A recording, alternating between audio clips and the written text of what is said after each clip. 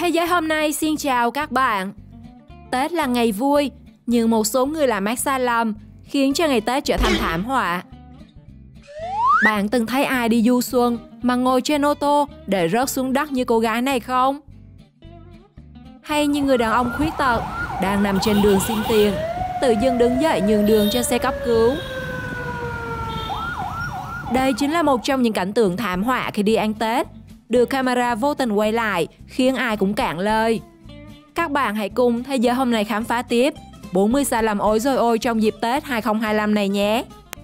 Đó, đây là tác hại của rượu bia nè. Nó nói rồi, không chịu nghe. Nó cái này có hại. Cái bây giờ ngồi đó chưởng treo. Nó, cái này là tác hại nè. Nó đi đường quỳnh.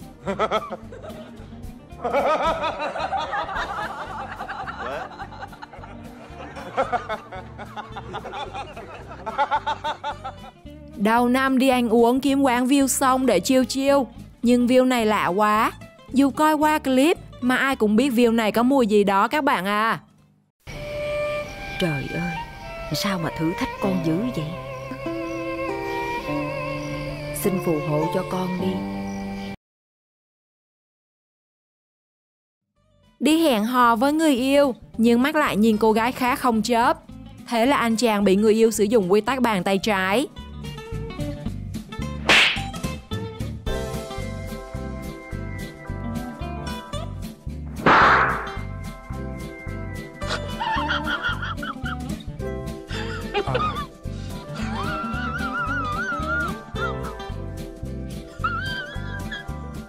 Nghe tanh mất tiền phạt vi phạm giao thông, thanh niên lái xe gặp công an liền víu đến cả làng tay lái.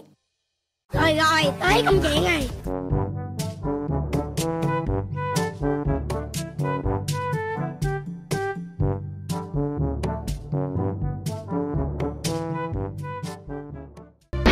Còn gì nữa đâu mà khóc với chồng.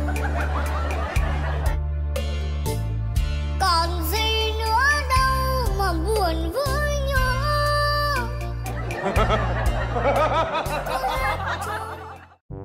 Vô chùa anh chay thỉnh lộc, rồi thỉnh luôn cả điện thoại của thầy. Giờ thầy buồn, thầy đăng video lên Facebook để xin lại. Anh này công đức vô lượng không các bạn?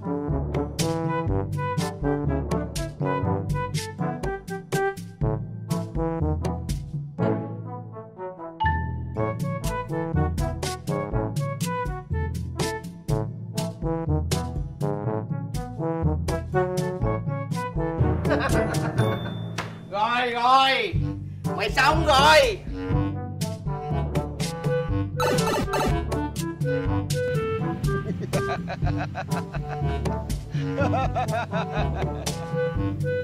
Thông minh lắm. Đúng là con trai của ta.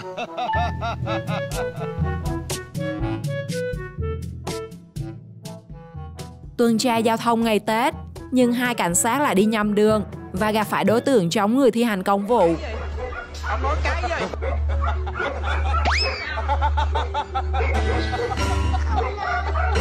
Ông nói cái gì? Cái gì? Ông nói cái gì? Thanh niên đốt pháo hoa cho buổi tất niên thêm rực rỡ. Nào ngờ mọi người chưa kịp ăn gì đã phải giải tán luôn.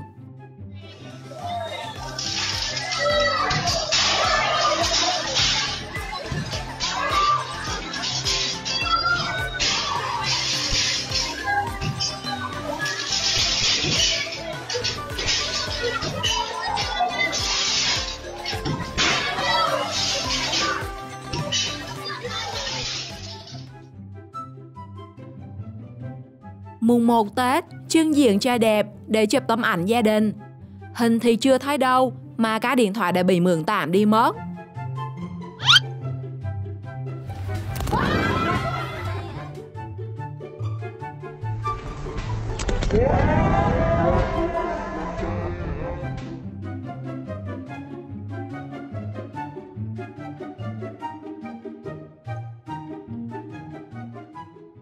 Chàng trai đi xe máy đang cố lấy cắp bao gạo. Thấy vậy, chàng trai áo hồng liền nhiệt tình giúp đỡ.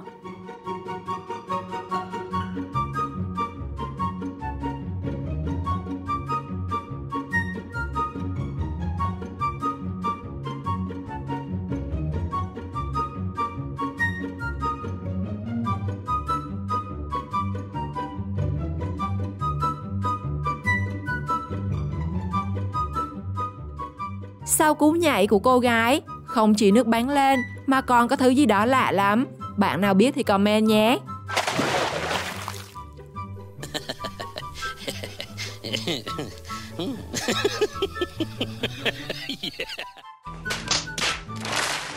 Đi chúc xuân, nhưng có lẽ vì quá vui nên hai cô gái quên cả lối về.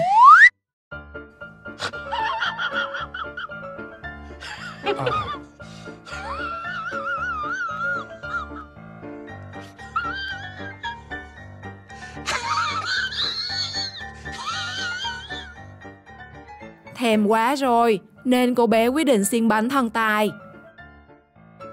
Tưởng lấy bim bim là thôi, nào ngờ. Rồi rồi, tới công chuyện này.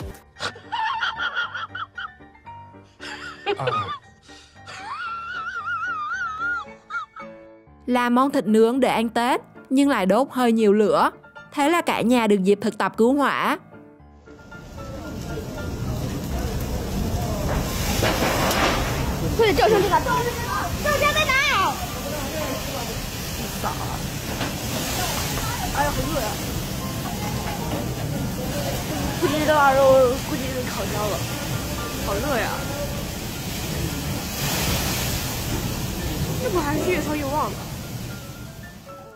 Dự định đi lễ chùa đầu năm để cầu cho gia đình được mọi điều tốt đẹp.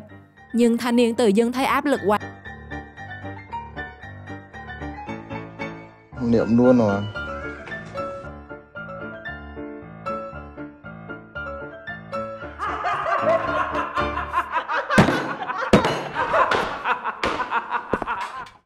Bị giật điện thoại khi đang quay cảnh người ta biểu diễn drone đêm giao thừa. Chàng trai bất ngờ đến nỗi không có lấy một phản ứng nào.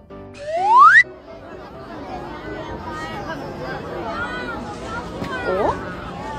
Gì vậy? Ủa gì vậy? Ủa gì vậy? Là sao vậy mọi? Nghe nói đi massage sẽ được thư giãn, mấy anh Tây liền rủ nhau trải nghiệm và cái là giãn hết cả hồn.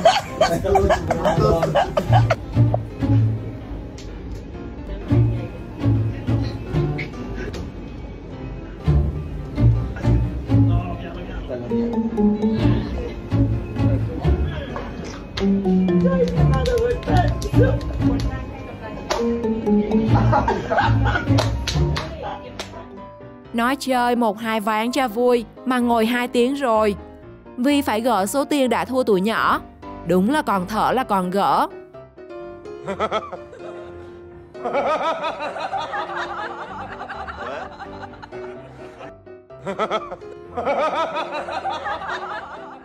Camera vô tình quay được cảnh thanh niên chở người yêu đi chơi.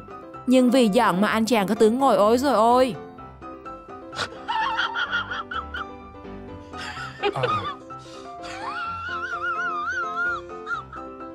Được. Hào An. Hào An.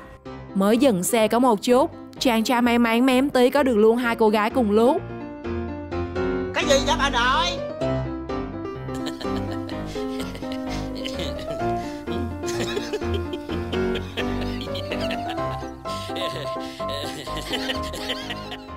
Đốt pháo hoa mừng giao thừa, đẹp đâu chưa thấy, chỉ thấy đầu giùm cho chàng trai.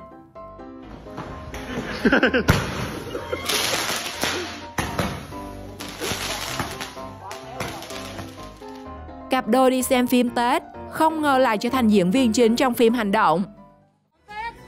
Mẹ mày hẹn nhau về cái đồ à? Ôm nhau hôn nhau sợ có bay đâu. Cái chồng chị đâu rồi chị ơi? Chồng chị để chị như này à? Chị ơi sáng nào cũng câu lông câu lá. Sáng nào cũng hẹn nhau 4 giờ sáng hẹn câu lông. Nó đưa nhau ô tô đàng hoàng. Sợ thế.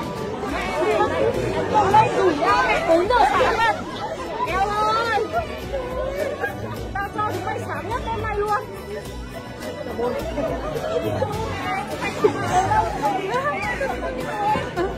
Eo ơi sợ quá. Hẹn nhau 4 giờ sáng ở viện cầu lông đưa đón nhau.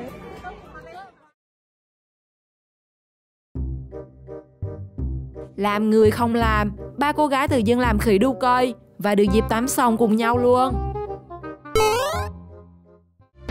Còn gì nữa đâu mà khóc với chồng.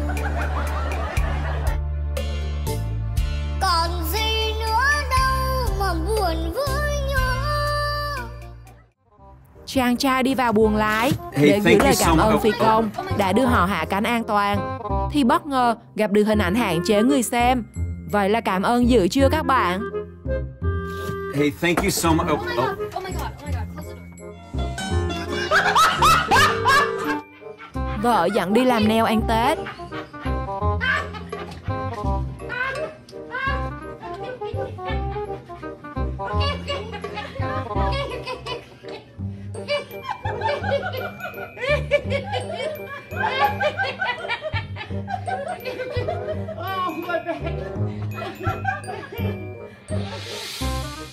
Người đàn ông dâng hoa đèn cúng Phật, nhưng không biết Phật có chứng hay không, mà sao cứ cầm đến cái đèn hoa nào thì cái đó đều tắt.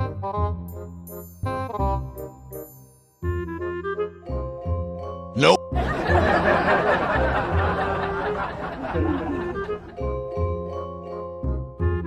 Chắc hẳn người hàng xóm sẽ nghĩ cái tivi nhà mình có vấn đề, chứ đâu biết rằng mình mua chung hãng với người khác và có thể dùng chung remote.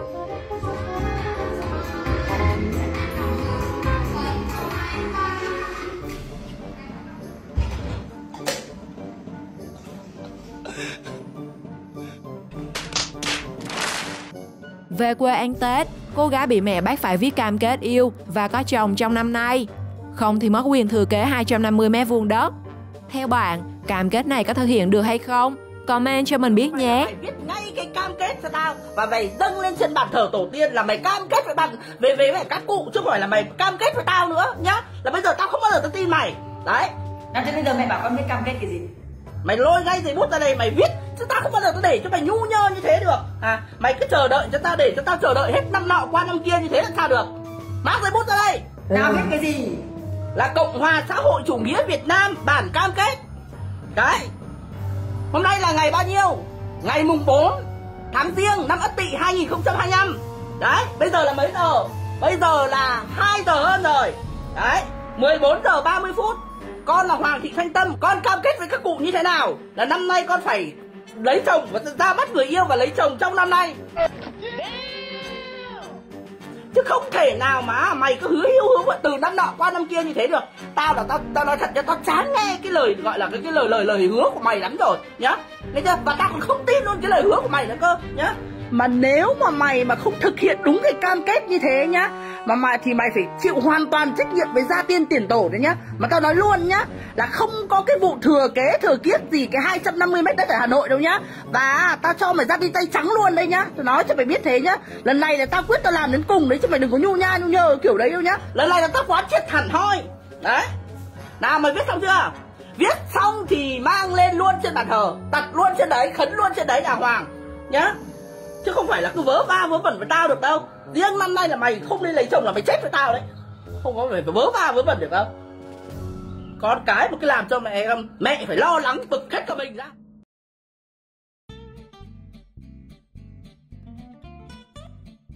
Đụng vào xe người khác, nhưng cô gái lại trưng ra gương mặt vô tội, như kiểu đã làm gì đâu, khiến chủ xe ô tô chỉ biết bất lực.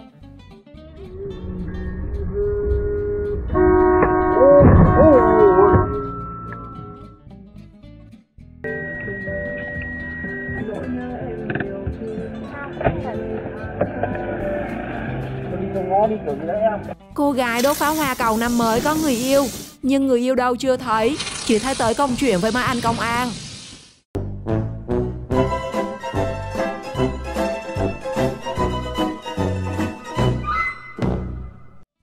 Người đàn ông chở vợ đi du xuân, nhưng nhìn hai cánh tay của cả hai vợ chồng, đúng là trời sinh một đôi.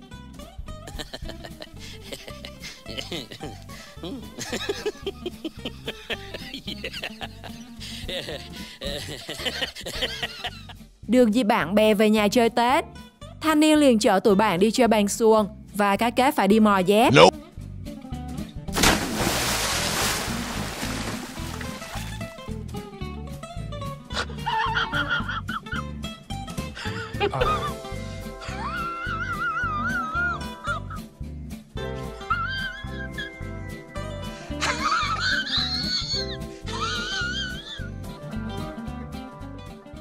Thanh niên đi hớt tóc máy lạnh, nhưng nhìn địa điểm dù chưa vào phòng cũng đã thấy lạnh cả người.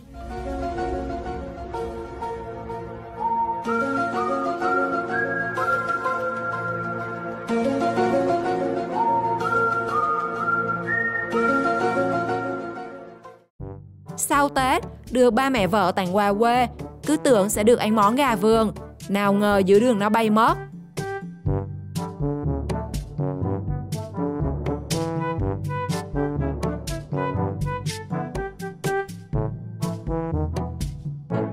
Niềm vui mấy ngày về quê ăn Tết vụt tắt khi thanh niên trở lại phòng trọ và nhìn thấy cảnh này.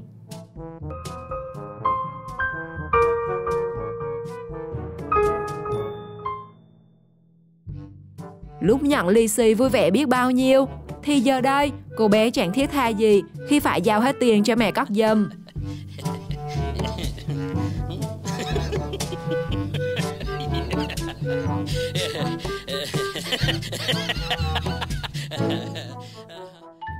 Không biết thua bao nhiêu tiền mà tụi bạn còn đang chơi thì chàng trai lại lên xe chạy khét vậy.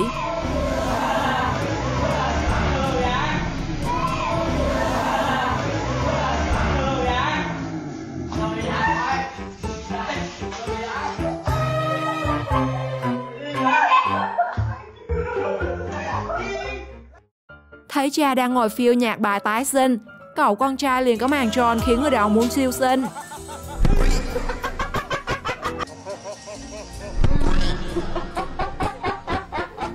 Thông minh lắm. Đang nhậu, chàng trai lấy điện thoại lướt top, nhưng cái điện thoại nó lạ quá các bạn à.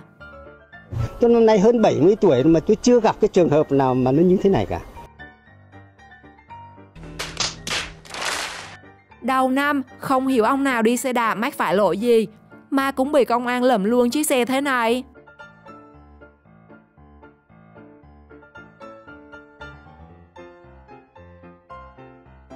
Đi ăn sáng để còn sức đi làm, nhưng chàng trai không ngờ bữa ăn của mình lại bất ổn như thế.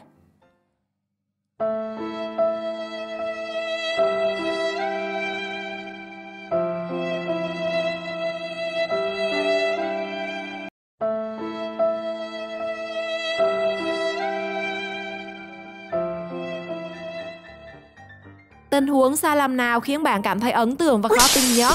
Hãy comment cho mình biết trong phần bình luận nhé. Xin chào và hẹn gặp lại!